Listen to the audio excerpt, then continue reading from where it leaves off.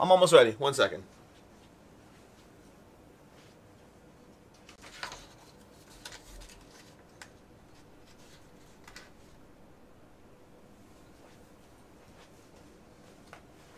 I'm ready. I'm back. I was so certain that I would be ready on time today because everything is ready. But then something fell behind the camera. And I was like, you know what? Let's go ahead and deal with that. Anyways, welcome to Board Game Co. Sorry, I'm doing this wrong. Hi, I'm Alex Ratcliffe from the YouTube channel Board Game Co. And today we're going to be ranking all the games I played at my con at home. This is a live video. It happens to be a live video if you're watching it live. If you're not watching it live, it still was a live video when it was going up. That said, here's the situation. Certainly, let me take a moment to collect myself. Cool. So, here's the situation. Basically, this past week, you may have noticed, those of you who are regular die-hard viewers of the channel may have noticed that there were a lot of videos missing.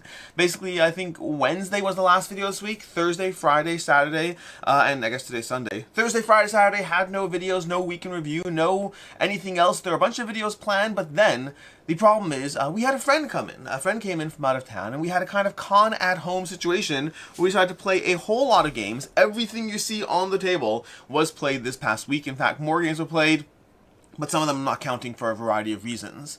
But because of that, I originally was going to have videos up as usual. I was like, you know what?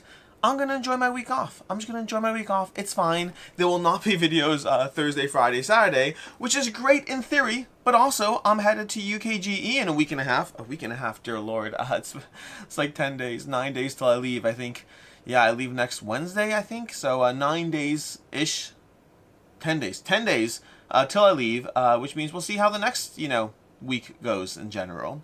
Anyways, with all that said, I figured that today we'll do a live video so we can touch base, see how things are, and also so I could rank the games that I played this past week. I will not be giving official ratings to these games. I'll be giving rankings to the order that I like these games currently. I say currently because in some of these cases, in things like So Clover or Captain Obvious, they are games that I have played a lot and they happen to be pulled out this week. Other games on the table are still going to be getting a lot more plays before I review them. The Two Towers, close to being done, still need more plays there. Evidel Journeys, I might dive into solo before reviewing it. We shall see. Kinfire Chronicles, I've played the first 4 or 5 games, but I still want to play it more before reviewing. So a lot of these things are still going to be in process before you see review coverage. Terraforming Mars Legacy, I'll save you some time right now. Yes, I've played it, but I've only played the first game. I know the campaign is live. It only arrived 2 days ago. Anyways, with all that, we'll go ahead into rankings of these games, general thoughts and opinions on them so far. And again, I mentioned the Legacy of Mars, but there's a bunch of these exciting crowdfunding campaigns. We have Legacy of Mars, Evidel Journeys, and Let's Go to France. 3 upcoming crowdfunding campaigns that are all pretty exciting in their own right. And I'll go ahead and give you my thoughts on all of these, or at least thoughts where I am so far. Good morning. Good morning to you as well. Anyways, diving into this, this is going to be, let's start, we have 17 games on the table. I did not include, at the very least, the one game I did not include was, the final production copy of Enchanted Ivy from Allplay. That was a game that technically was played this past week, but it was played solo. I didn't feel that really counts under the con-at-home umbrella. I mean, it could, maybe. It would be very high on this list. I do love myself some Enchanted Ivy. But with that said, that is a good segue to our channel sponsor. Allplay is a channel sponsor. You'll notice a bunch of Allplay games on the table. That's not here because they're a channel sponsor. That's here because a box of Allplay games showed up this week. And so a bunch of them joined the con-at-home roster of games because they are very easy to learn. In fact, that's a good, let's make that the channel sponsor segment. Allplay games in general are particularly easy to learn. They have small, accessible rulebooks, easy to play games, very easy to dive in, to teach, to play, and table, which is why every single one of these Allplay games you see on the table, I think Messages of the Stars I knew the base game, but everything else, including Messages of the Stars expansion over here, are all games that they arrived midweek, and I learned the rules midweek while having the con-at-home situation, and then got them tabled because they are easy to table. With that said, let's go ahead and dive into the actual ranking of the games, starting off with number 17. As much as Allplay is a channel sponsor, they don't get special treatment. Golden Goal as my least favorite game of the games played so far. This is a small two-player game, which you're basically trying to kick a soccer ball back and forth. I think it's pretty clever as far as how accessible they made a small two-player soccer game, but ultimately it doesn't feel It feels procedural. In the game, you roll a die, and then you use that die to move the ball from player to player. A lot of it's about board positioning. Every time you hit another player, you get another free move with the ball. You're kind of passing the ball, and you're trying to score a goal. Either one goal or multiple, depending on the way you play the game. But ultimately, it's fine. It's not bad. I was impressed with the rule set and the small box package, but as a game, I don't think it's one that I need to play that much. Coming in number 16, we have Stock Market. This is actually not bad, and this is a game that I recommend playing. I recommend playing this game to get a sense of feel for it. If you like games like Chinatown, I think this is going to be very much up your alley. Stock Market is chaotic craziness. It's real-time chaotic craziness. You get a hand of cards. Your goal is to get the majority of those cards, of the majority of cards in each stock. So for example, there's multiple fives, but each five has different colors. So I'm saying this poorly. Each stock has multiple cards in that stock. There's 5s, 7s, and 9s. So a majority of each stock would be 4 of the 7s, 5 of the 9s, or 3 of the 5s. That's what a majority is. But within each of those numbers, there's multiple stocks. So it's like there's blue 5s, and then there's red 5s and yellow 5s. So that's 3 5s you can gain the majority of. There's company names too. In the fast, frenetic pace of the game, you are ultimately just shouting, I need yellow 5s. So at least our group was mostly shouting, I need yellow 5s. The game involves, once you hit go, you're basically trying to trade with other players, and once your hand consists of only majorities, in other words, if I have a single 5, I can't call because it's not a majority. But if every card in my hand is only majorities, I yell stunks! And then we score. You get points for having the entire set. You get points for having the majorities. You get points for having, even more points for having an entire set, but it's real-time trading with 3 rounds of play, and then you see who has the most points at the end of it. It's fun, but it's not the kind of game I need to play a lot. It's the kind of game like, that was fun, that was cool, I enjoyed playing that. It gives me that Chinatown experience in a much shorter playtime. Overall, again, definitely recommend it with the caveat that I don't know if it's a keeper. For me, it's most definitely not a keeper. Coming in at number 15 over here, we have Kinfire Council. Now, I played Kinfire Chronicles this past week because, well, just because I got it tabled. And then from there, well, I actually played Kinfire Chronicles last week, but then thought it would be a good game to pull out. So I started it again from the beginning this week with the group of people that were here. And Kinfire Chronicles, really enjoying that one. And someone suggested we should also play Kinfire Council because we haven't done that yet. So I went ahead and I, learned Kinfire Council so I can play this one as well. And Kinfire Council is a tricky one. It is lower on this list. I still need more plays of it. I only have 1 play so far. I do need more plays of it. It's weird in the sense that I really appreciate aspects of the game, but also don't think it's a game for me. I think that I feel too restricted. Basically in the game, you're playing as these council members who are running the city, and you're trying to restrict the cult, unless of course you are a player that leans into the cult. You could be a player that leans into the cult, embraces the madness, and then tries to, win along with the cult, and hamper the other players. It's basically worker placement across 5 rounds. My biggest issue with it is that as much as there are a lot of fun things going on in terms of building up Tableau, building up the city, I'll go more in detail on this on a review as far as the nuances of things I liked and didn't like. There are a lot of things I liked, but despite having a lot of things I liked, it still felt very restrictive. As a game, in the gameplay, it felt very tight as far as I'm constantly trying to deal with the city's needs. I'm constantly trying to build the lighthouse, and I'm trying to invest precious time and actions to building up my characters, knowing there's only 5 rounds of play. And so it both lets you feel powerful later, but also feels very constricted and like you can't do everything you want to do or even close to it early rounds.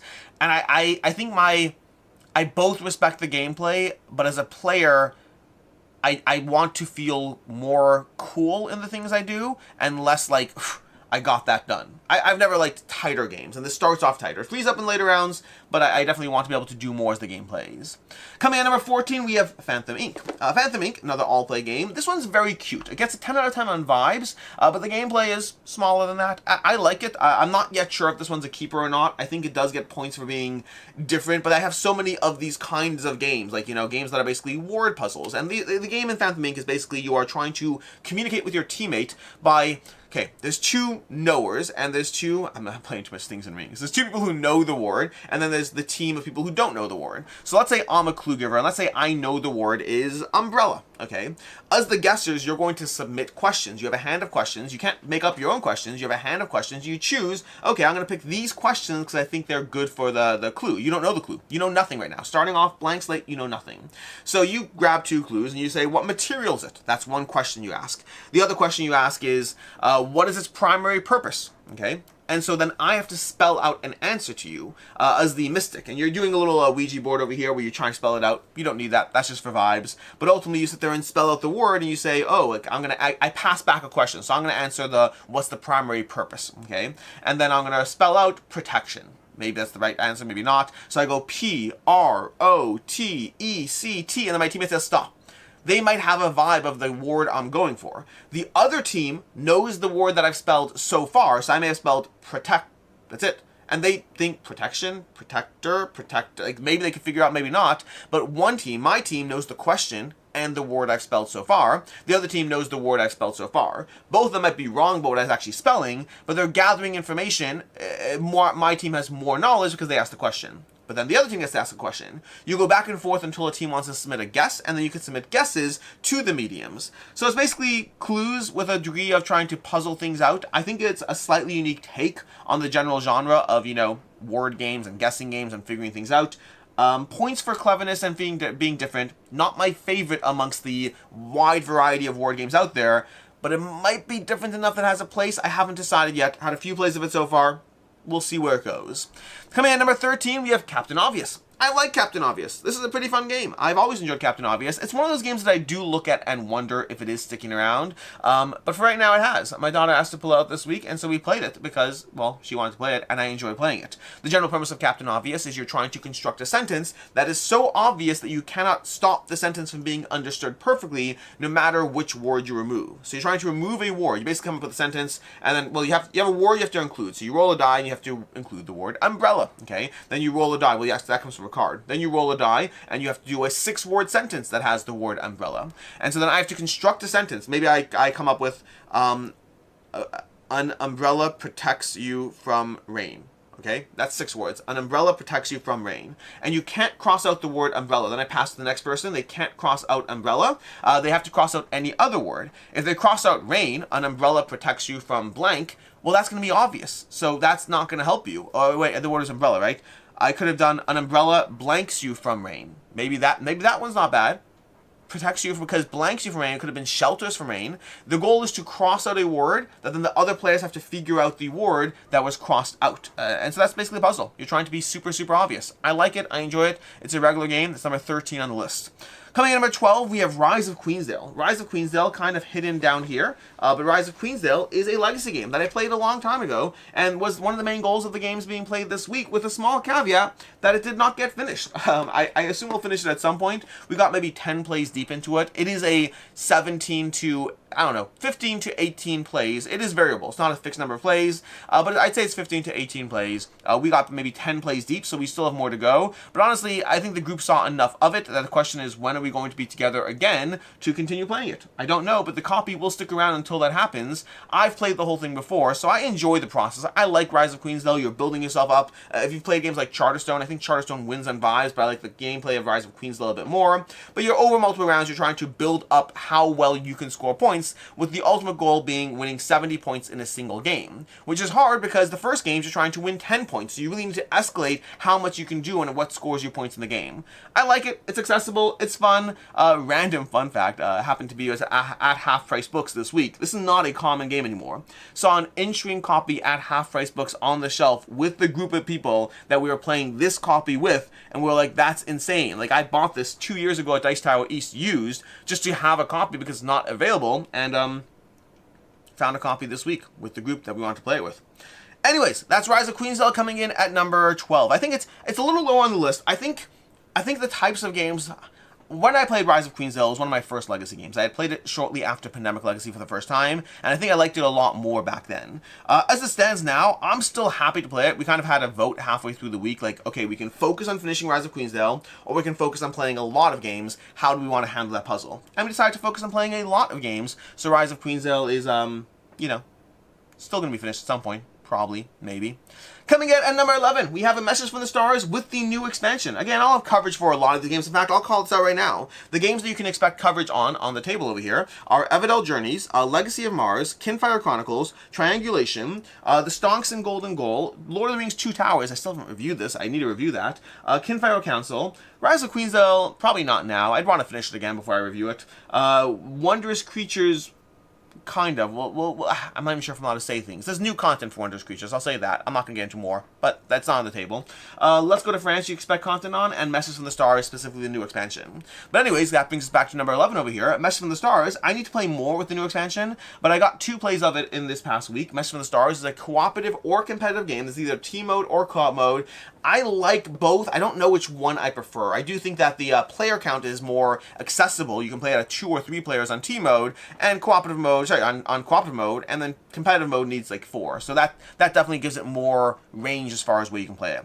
But in A Message from the Stars, it's deduction with math. The basic idea is you have a cipher, and you're trying to submit clues to the other team, trying to be mindful that you're trying to get them to guess certain words, while also trying to get them to guess your cipher, which is very challenging to do. You're trying to figure out how to submit the things that fulfill multiple objectives. And so as you do this, and the ciphers are weird, because like you have letters that will add to the number, letters that will multiply the number, and letters that will make the number negative. So if I submit a word to you, and then I come back as the alien, I'm like, okay, that word is negative 8 points, you'll know certain things. You'll know that there's a negative value in the card, like meaning one of the letters is the negative value. You'll know that there's probably a multiplier in the card, because to get to 8 points, I think it has to be well, I guess you could get to 8 points without a multiplier. Each word adds 1, so you'd have to have 8 repetitions of the 3 letters in order to get to 8. You probably have a multiplier. You're kind of slowly inferring information and trying to deduce what all the cipher is. A very complicated game. It's a game for people who like math. It kind of works. The expansion adds new content. We'll talk more about that when I review the expansion, but it primarily adds more cards in general, which is not bad to have. It adds a more rules, which I do like, so it mixes up the rules. If you are getting bored of the rules in A Message from the Stars, the expansion mixes it up. And then it adds a crazy mode that is not for anyone who is, unless you're like an expert beyond expert at this game, it adds a mode called Hostile Alien, where you don't even know which rules are in play. You have to figure out which rules are in play, let alone the cipher. I don't know how you can possibly do that with the only 4 guesses. We will see. I'll be playing it at some point. I haven't played that mode yet. I'll be playing that before I cover it. Anyways, that is Message from the Stars, but I like it. I like Message from the Stars. I think that it's a game I actually got rid of at one point. This copy I got back from Allplay because I was reviewing the expansion, so I need a new copy. I might hold on to it this time. I'm torn because I have that 200 game limit, but I think I did really enjoy playing it more, especially with the new rules, mixing things up. The Hostile Alien I don't think I'm ever going to do. I mean, I'm going to do it for the sake of reviewing, but I can't imagine it being viable. But yeah, either way, I definitely enjoy it. That's the Message from the Stars. Coming in number 10, we have Triangulation, another all-play game. I was hoping to like this game more, honestly. I like Triangulation, make no mistake, I do like it. But I thought it would be like knocking it out of the park, and I think Triangulation, the basic premise is you're trying to submit 3 words, and again, let's go with umbrella, okay? So if the word I'm trying to get is umbrella, although I think it's always proper nouns, I think, or nearly always, but we'll do umbrella anyway. So I need to submit 3 things, 3 words, that each word on its own would not help the other team. Any combination of 2 words would not help the other team, but all 3 together would help my team, because the order is that I'm going to submit 3 words. So for example, let's say I did Rihanna, Raining, and Protect. I don't think that would be a good set of clues, because the clues are flipped over randomly, and if I flipped over Rihanna and Raining, I think the other team would guess umbrella off the bat, okay? So you could try to get more clever, Rihanna Wet and Protect, maybe? I don't know, because Protect and Wet, that would be umbrella already, right? So Rihanna, Wet, and Stick, maybe? Like, there's different combinations. You're trying to think of 3 words together that are going to help your teammate guess if they have all 3, but not any 2 on their own. My biggest issue with it so far, more plays needed, is that so far, Rihanna, what are you saying? Rihanna? Am I saying the word wrong? Rihanna? Rihanna? Am I saying Rihanna as opposed to... Either way. My biggest issue with the game so far is I think it's slower than I wanted as far as the amount of time people take both to come up with good clues and then to process the answers. It's not as fast-paced as I would like, as what I thought it would be. Basically, the pitch of the game is that it's Decrypto, but easier to learn and faster to play. I love Decrypto, and I still love Decrypto. Like, Decrypto, the Triangulation is not replacing Decrypto, not by a long shot. It might be easier to table and easier to teach, certainly is, not might, but I think the experience is still less satisfying than Decrypto. I think Decrypto gives me a better experience overall. I said it before you did. Oh, that's funny. Good job, good job. Rihanna is a good one. You see, both of us are thinking of that Rihanna stuff. Anyways, that is Triangulation. That was number 10. Number 9, Evidel Journeys. I like Evidel Journeys. I'm not sure if I'm supposed to be, so fun fact, when it comes to Evidel Journeys, as well as Let's Go to France, technically those crowdfunding campaigns haven't gone up yet. Let's Go to France goes live tomorrow. Evidel Journeys is later. I don't know exactly when. So I don't know exactly what I'm allowed to say, but I will say that Evidel Journeys, I like it so far.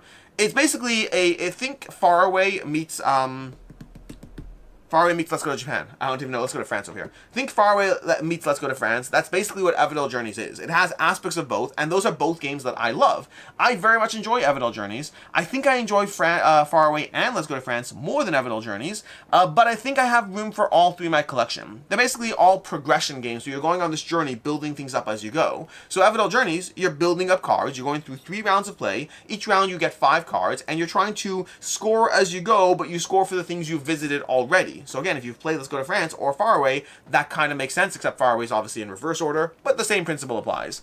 But basically, it's fun. You're building things up. It's set in the Evidel world. I like it less than Evidel, but I am more excited about this one than regular Evidel expansions or standalone games, because at least it's different. It is different. So whether it stands the test of time, I don't yet know that, because again, I have 2 other games that are doing similar-ish things. For right now, it's one that I do think I want to add or hold on to, and I definitely enjoyed it. I played it, like, I think 3 times in the past few days alone, and probably will get more plays of it before reviewing it. And again, I might dive into the solo mode. We shall see. I haven't decided. There's a solo cooperative mode. Haven't decided if I play that before reviewing it. Coming in at number 8, we have The Lord of the Rings, the trick-taking game. I like Lord of the Rings trick-taking game. This is Two Towers specifically. I like Two Towers more than the original. I think it does more interesting things as far as the rules adjustments and the characters. But overall, my biggest issue with it is that I thought it would replace the crew for me. And it doesn't. I think the crew you can just pull out and play any single mission, and that's better. Lord of the Rings, the Two Towers trick-taking game is a good mission. It's a good game to play through with friends, but it's a little annoying to pull out a random scenario. I'm not going to be pulling like, oh, I'm going to do chapter, 24. I haven't done that yet with any of the games, there's 2, the first one and second one. I haven't done that at all. Both games I've gone through as a progression with other players, playing it with the group I'm playing with, and then, hey, we're going to go ahead and try to conquer these tricks, and we'll figure it out together.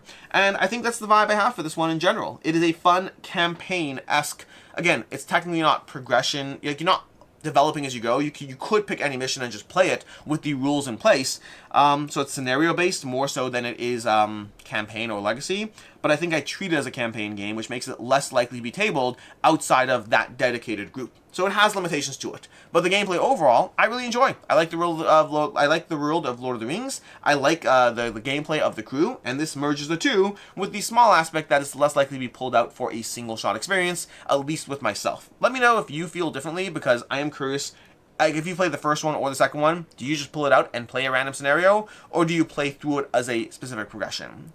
Coming in at number 7, we have One Night Ultimate Werewolf. I love One Night Ultimate Werewolf. It's a game that I don't get to play a lot, but I did get to play it this week. One Night Ultimate Werewolf, multiple times this week, but One Night Ultimate Werewolf is a fun game that plays in 8 minutes or 7 minutes. You choose the timer, honestly. And you're basically going to try to figure out what happened during that one night. You have people swapping roles, stealing roles, looking at cards, and you're trying to figure out what happened, because you can't just be a villager trying to kill the werewolves. You might be a villager who started as a villager and are now a werewolf. And that means you have to adapt to that. You have to be mindful, okay, I can't just say things because I'm a good guy. I have to know what happened before I can say things, because I might not be a good guy. So it's all about trying to piece together information and slowly drip information to the table as you figure it all out together. Very satisfying, very chaotic. I really love the game. It's not necessarily for everyone, and you do have to be playing with people who are going to work together. Meaning if you have one person who's like, I'm not saying anything, I'm just going to wait and watch. Those people are stupid and they ruin the game for you. Everyone has to be willing to submit things to say. Whether those things are true or not true doesn't matter. That's not the issue. But you have to be willing to submit information to the table. If you just hold your cards to yourself the entire time and just watch, yes, technically it gives you a leg up over other players to a small degree, but also you're just not fun to play with, and so those players I don't play One Night Ultimate Werewolf with, play a different game. Play like, I don't know, what's it called? Play, the Resistance or Quest or any other games, or Blood on the Clock Tower. You can play Blood on the Clock Tower if you're just going to be someone who doesn't want to. I guess that's not a good game for not talking either, but people who do that shouldn't play those games. Anyways, coming in at number 6, we have Wondrous Creatures. And I kind of mentioned again, I don't know what I'm allowed to say, so it's too late now. Wondrous Creatures does have new content coming at some point in some way. I won't go into detail on that, but I played the new content. I actually played the base game and the new content this past week. But I like Wondrous Creatures. I like Wondrous Creatures a lot. I have mixed thoughts on the new content. I'll talk more about that when I can do that video. But it's not bad. It's just that I think the new content has some things that are definitely good and some things that I'm like, I didn't need that. I don't care. It's not bad. It's just like feels tedious and unnecessary. We'll get more into that. But Wondrous Creatures as a game, love the vibes. It's basically like card comboing with like fun worker placement vibes. It's like Terraforming Mars adjacent, not really Terraforming Mars, but it is all about the cards and the engine you're building with those different cards. It's also a little Evidel adjacent because like there's 5 card types similar to the way Evidel does, like the instant action, end game, trigger. It's got that vibe. So it's different. It's a mix of Terraforming Mars and Evidel. I do think that's a somewhat fair mix, but I like it a lot. I really enjoy the vibes. I enjoy the cards. I enjoy building my tableau. The biggest complaint I have is that it runs long. This is not a game that is best at 4 players. It's best at 3 in my opinion. It runs long regardless of the player count, but it runs longer at 4 players. Then we have, coming in at number 5, we have Kinfire Chronicles. I really enjoyed Kinfire Chronicles on the table over here, kind of behind Legacy of Mars over there. Kinfire Chronicles is an accessible dungeon crawler. Gameplay is not a credible game. Gameplay is fine enough. I say that being like, I don't know, like 5 missions into it, and there's like 21 missions to play, so there's more content to explore. Maybe my opinion will change as I explore more of that content, but at least so far, the gameplay is fine. Like, it's good. Like, I enjoy it. It's a nice sense of collaboration because it's a dungeon crawler or a boss battler. I'm more a boss battler, I guess. You're basically going on these missions where you go ahead and fight against, you know, multiple, well, sometimes one, sometimes multiple creatures, and you're trying to utilize your cards to take them down. And then other players can boost your actions both defensively and offensively. It's a very solid time as far as the collaborative sense of gameplay you have between players. You could play it solo. I think it's better at not solo because of the way you kind of boost others' cards. So you have to be more mindful of multiple hands in a way that's not as satisfying. I think it probably is best at 2 or 3 players. My gut instinct is 3, but we'll see. Yeah, either way, as far as the gameplay. The main thing about it, though, is that it's incredibly accessible. It is literally 2 minutes to set up. And when I say 2 minutes to set up, I mean mid-campaign. If I'm like going from mission like 3 to 4, is like, okay, that's 2 minutes. We're going to take a little timer over there, 2 minutes, set up the table, we're good to go. It is incredibly fast to be able to set up a game and to put it away as well. So it really wins points on accessibility. Like compared with like Cthulhu Death May Die, setting up a scenario of Death May Die is like a 20-minute process. It's worth it, but it's a 20-minute process to set up a scenario. It is literally, I timed myself multiple times in this. It is 2 minutes to set up a session of Kinfire Chronicles, plays in like 45 minutes, and gives you a solid enough gameplay experience. Is it the best gameplay experience? No, but solid enough. I think I'll be finishing this campaign this year. 21 missions. Well, that depends on the group, because again, part of the problem is some of these games I've been playing are with a person who doesn't live here, so we'll see how often we can get these tabled. We'll figure that out, but Kinfire Chronicles is very enjoyable so far, but winning major points for accessibility. Coming in at number 4 is So Clover. I love So Clover. I never get bored of this game, at least not yet. Time will tell. But basically, mix a bunch of cards, try to figure out the combination. Let's say you're trying to pair up Umbrella with, what other words did I use today? Umbrella with, I don't know, let's do, I can't think of words. Umbrella with, Psychic, okay? Because we have that Phantom Ink over here. So you're trying to pair up Umbrella with Psychic because the cards are paired up, but you have all these kind of pairings all around this Clover. You have 4 different pairings, and you try to figure out a word that will connect those. So Umbrella and Psychic is... I got nothing, guys. What word combines Umbrella and Psychic? Weatherman. Weatherman. I like that. I think Weatherman's not a bad word for Umbrella and Psychic. I like that. We'll use that. So you have Weatherman over there, and then you have all these other words around the card, but you're trying to figure out how you can connect them all. And as you pair them up, then you reveal all the cards, +1, and your teammates have to figure out, okay, +1 throws things off because it's a random card in the mix. You're trying to figure out how, okay, what connects to these things. Because you see these 4 words, you see Weatherman, and, I don't know, thermometer, and then, like, house, and I don't know, board game. Well, you can't do board games, 2 words.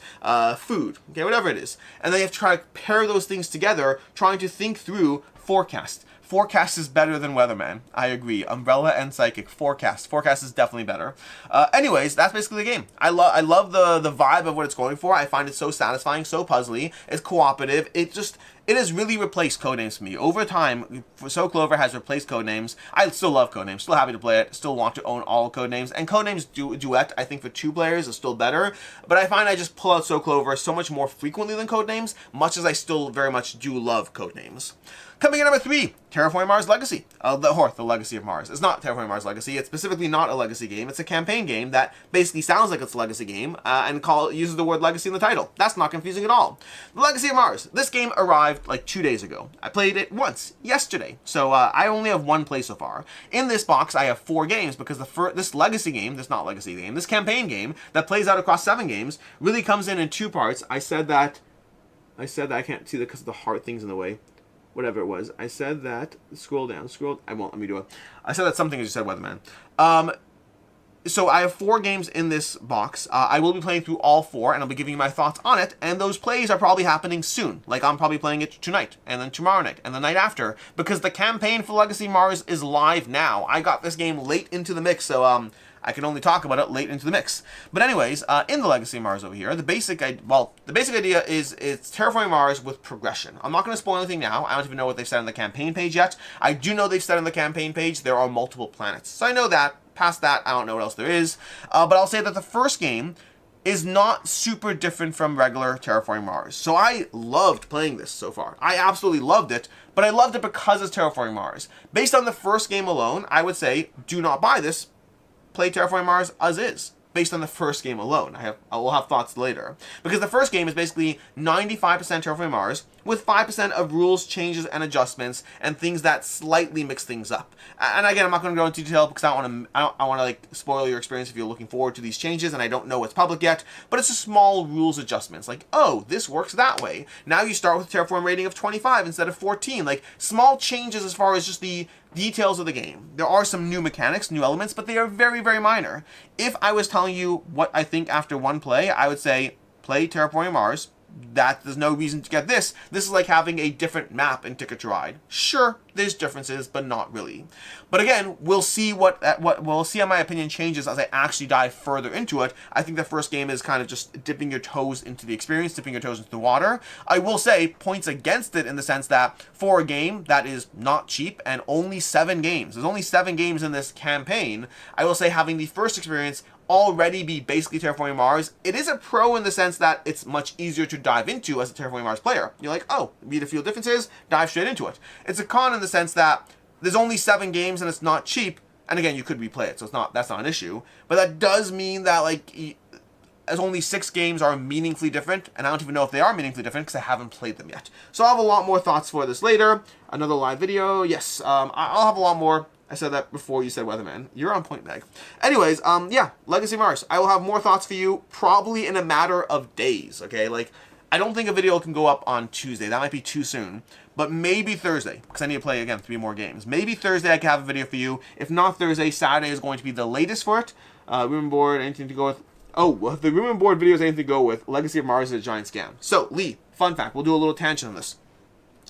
If you're watching the crowdfunding campaign, I have so many complaints as a backer, as someone who is a fan of the game. I have a bajillion complaints against how this is being run. No question. Separately from that, I know someone who played the whole thing, not the first 4 games, the whole thing. And they said, they're a Terraforming Mars fan, and they said it is the best Terraforming Mars experience they have ever had. So like, sometimes in life, companies can, extort's the wrong word, can price their games and do things in a way that I totally disagree with, and I'll still go along for the ride because I'm a fan of Terraforming Mars, so it is what it is. So yes, the idea that the price that they're charging, the fact that they're getting you to buy all the deluxe tiles again, even if you don't need them, the fact that they're splitting up the campaign into 2 parts, there are so many giant red flags that are not the way I would want to see the campaign run. The game itself still might be worth it. Those are separate conversations. They are related for sure, but they are separate conversations.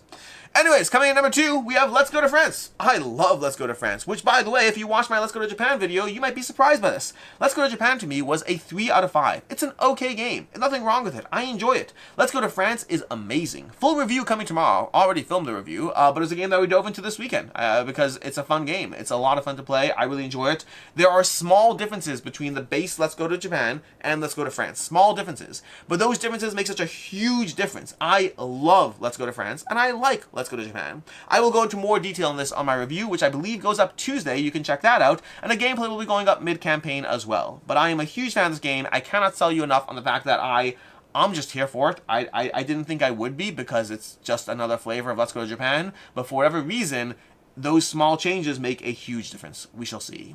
Anyways, number 1 is Cthulhu Death May Die. I love Cthulhu Death May Die. I think I'll always love it. Not every game is perfect. There's always pros and cons and differences, and it is a lot to set up. And I right now have seasons 1 and 2 together, and season 3 and 4 together. I haven't properly mixed it all up. I probably should at some point, because like things like the unknown monsters are annoying, because I kind of just go with whatever season I'm playing as. Although I actually did mix it up in one of the games. Played this a few times this week. But I love Cthulhu Death May Die. It is well worth the 20-minute setup. It's well worth the 10-minute teardown. It is well worth the 2 hours as you try to figure out how to deal with the particular Elder One. I played, I think it's Nug and Yep, or Yep and Nug, whatever. I don't remember the names. But I played the dual Elder Ones for the first time. I've never played those. That was an interesting combination. We won in the end, which is shocking, by the way. They are very hard, but it came down to the wire, but we managed to win in that scenario. We actually did not win the earlier scenario we played, which was not nearly as hard, but for whatever reason, we managed to make it work and take them down. It is such a satisfying experience. It feels like the world is constantly against you as you play, but oh my gosh, it is such a good time.